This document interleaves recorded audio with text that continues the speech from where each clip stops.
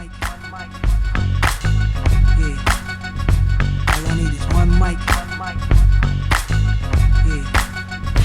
All I need is one mic.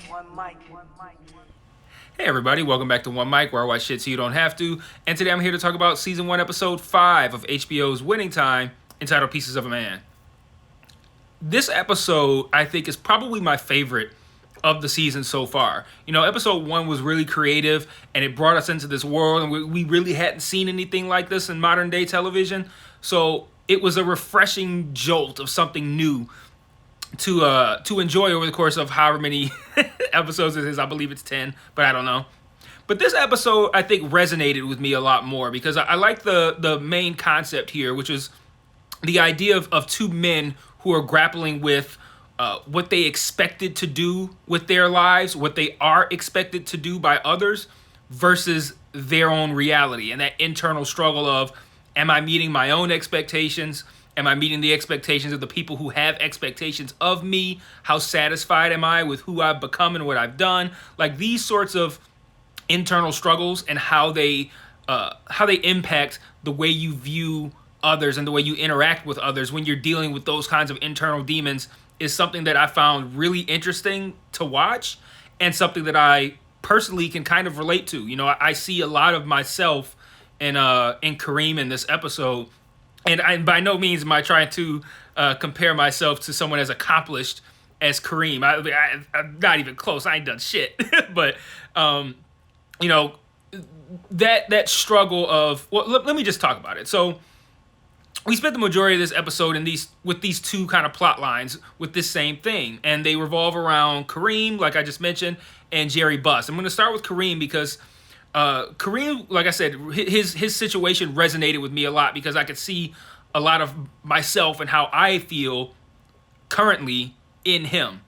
So, you know, we see Kareem, he's being standoffish. We've seen the past couple weeks, he hasn't really been working with the team. He's been very standoffish, mean toward Magic, standoffish toward everybody really, but mean toward Magic. And I've been wondering this whole time, like, what is his deal? Like, what is his issue?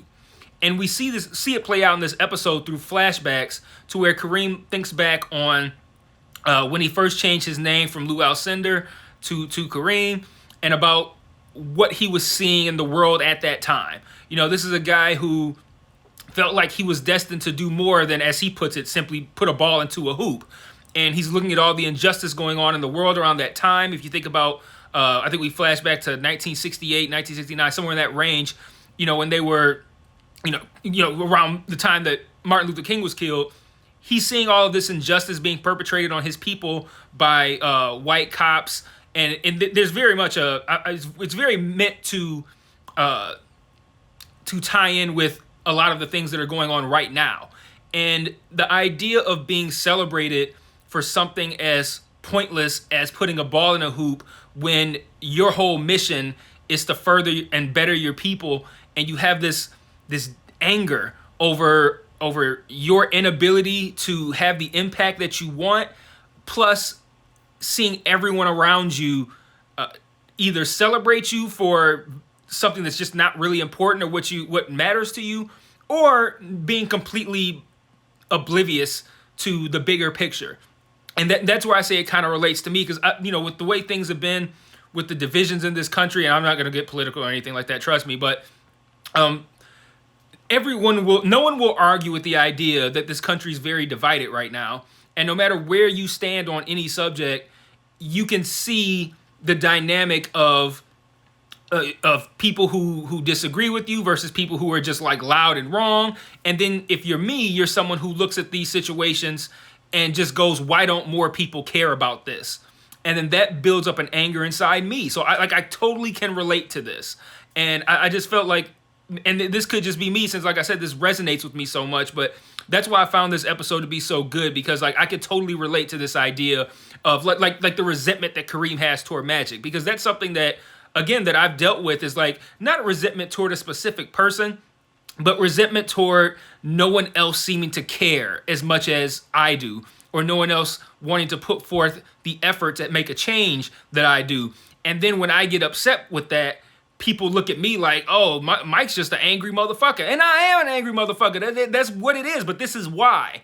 And I always look at it like, why aren't you angry? Like, why don't you want to do something?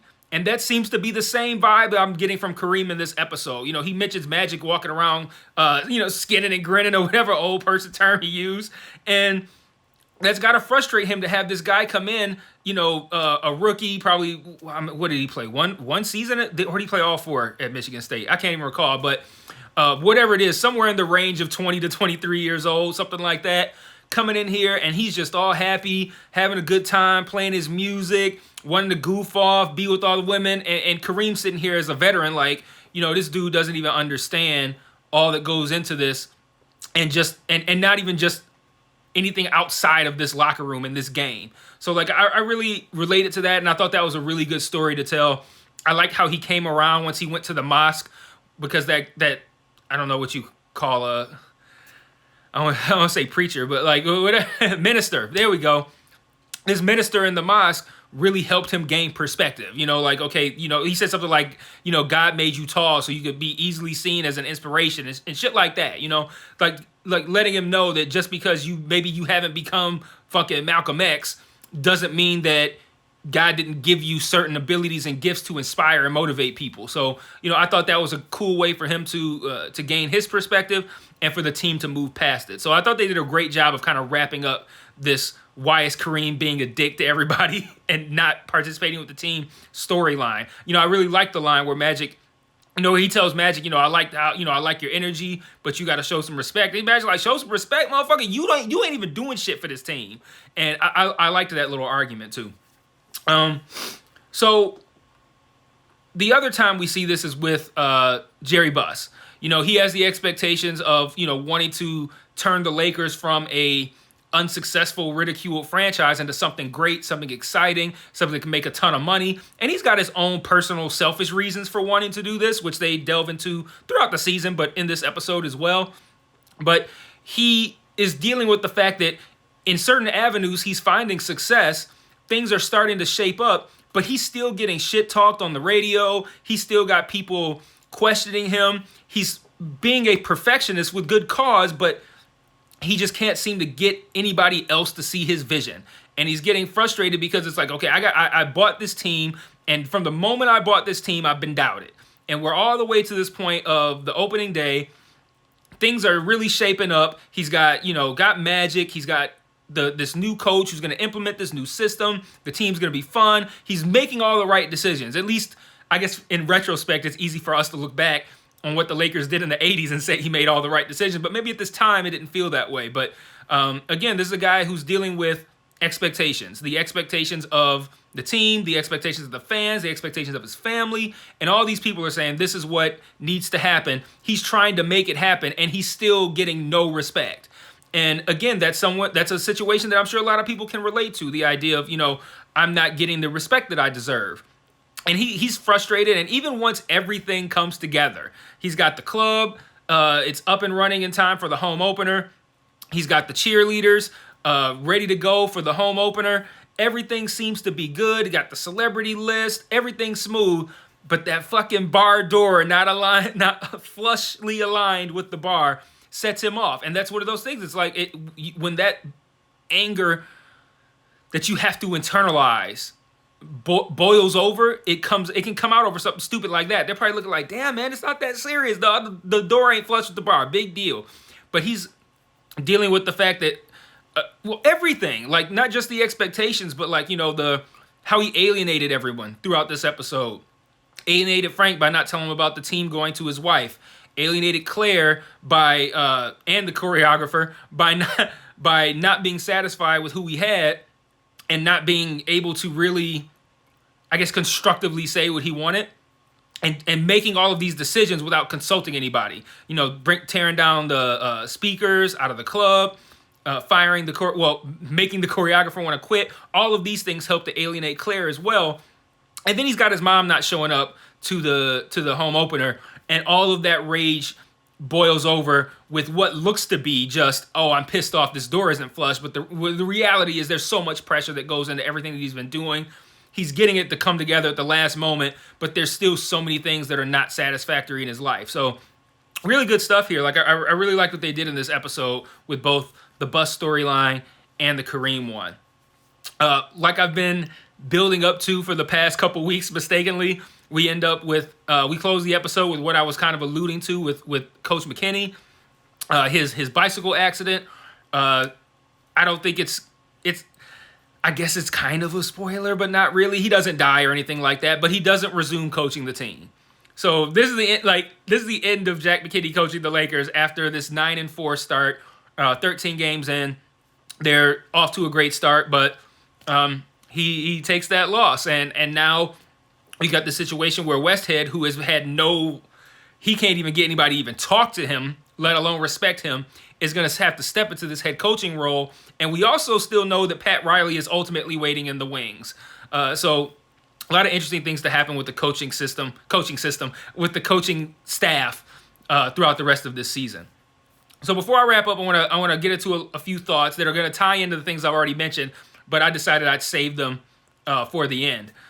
So I'll start with McKinney's accident and Pat Riley waiting in the wings. Did anyone else think that the whole, the Chick Hearn fist thing and the fisting jokes, like that, I feel like that's when they kind of crossed the line into okay, this is a little bit too juvenile. Like, the fisting jokes were super heavy-handed. Like, yeah, if you're getting fisted, you're going to know it. Like, okay. Like, that was even a reach to, have this idea where, anytime I close my fist, you have to be quiet. And then they're like, oh, it'll become second nature. And they're like, oh, if you're getting fisted, you're going to know. Like, they really reached and tried to be able to make that joke. And it felt forced. It felt a little juvenile. I'm like, I already saw where they were going. I'm like, oh, they're making fisting jokes. Ha, ha, ha. But whatever. I thought that was a little corny. We also have a couple of cool character moments in this episode. The first being that we're introduced to Spencer Haywood, who joins the team at the start of the season. The show explains Spencer Haywood fairly good, but there's an interesting thing that he supposedly circumcised himself. Oh, and he's played by Wood Harris, which I'm always glad to see Wood Harris, by the way. But he circumcised himself. I go to look up, because I always do this after these episodes for things that I don't already know about. I look it up to see if it's true. There's two things that happened in this episode that I looked up. This is the first one, and this apparently is true. Spencer Haywood talked about in his autobiography that he did circumcise himself. So, wow. The other thing that happens in this episode that I need to look up, which was something that I knew it was feasible, but I just wanted to know if there was anything documented that specifically says, yo, this did happen. But they mentioned Kobe twice in this episode. And the second time is at the season opener when they're in San Diego to play the Clippers. Kobe's father, Jelly Bean Bryant, is in the game, and they say something like, "Yeah, shout out to Jelly Bean Bryant, his newborn son Kobe is here," and something like that. I doubt that happened, and they probably just wanted to shoehorn Kobe in some way. But it is feasible that Kobe could have been there. But who knows? I wasn't able to find anything that confirmed that. Just things that said that I already knew that Jelly Bean Bryant was on the team and he played in that game, but nothing about whether or not Kobe was actually there. We also see Paula Abdul, who by the way, that took me by surprise. I completely forgot that she was a Laker girl. It wasn't until they put her name on the screen. Like, if I had remembered that, I probably would have went, oh, is this supposed to be Paula Abdul? But I completely forgot. So they put that up on the screen. I'm like, oh, okay, Paula Abdul. I looked up this actress. She hasn't really done too much. So it's another situation with this show, finding someone, that's relatively unknown and putting them into a massive fucking role. Like, Quincy Isaiah playing Magic. You got this woman playing Paula Abdul. The guy is playing Kareem. All people that I've never really seen before. So that was pretty cool. We also learned that, I believe, this is what I think we're meant to take from this, is that Kareem has just been fucking with Magic this whole time when it comes to the orange juice and shit. Which, I assumed he was. But I assumed that no matter how good the orange juice was, it was just a thing of I'm gonna give it back, or I'm gonna just give this guy a hard time. But it's even weirder than that, because he don't even drink good orange juice. Like he's drinking that frozen shit out of the jar that you squeeze it into water and mix it up. He's drinking that shit. So, and he's over here turning up his nose at Magic's hand squeezed orange juice. So I thought that was interesting. Like, not only is he fucking with Magic, but he don't even drink good orange juice. he drinks a bottom of the barrel shit. But I would like to call it that. But, it ain't no hand squeezed orange juice. It's just fucking canned, fucking frozen shit. And then I did openly pose, like, if LA Times isn't the real news, I wonder what he reads. And we see that he reads the New York Times, which I wonder what the reason for that is. Like, I don't know. Does he just feel like the New York Times is just more legitimate than the LA Times? I don't know. Oh, and that's it. That's all my thoughts. I kind of combined some of them into multiple things, like the Spencer Haywood thing. So, like I said, really great episode. I enjoyed the themes they put forward in this episode. I'm sure they can be relatable to a lot of people, not just me. But I know I'm sitting here looking at mad ass Kareem, and I'm like, and once I understand why, I'm like, shit, is that me? but yeah, really great episode, and I will see you guys next week for episode 6. Peace.